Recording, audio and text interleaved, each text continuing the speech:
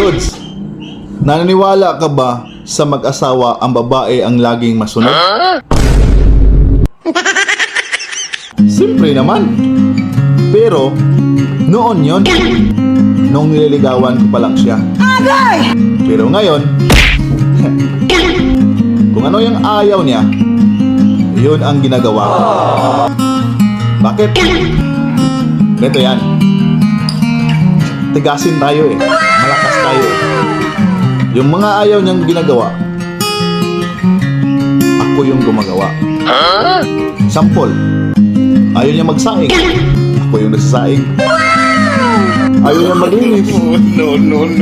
ako yung maglinis. Ayaw niya magluto, ako yung magluluto. Ayaw niya maglaba, ako yung naglalaba.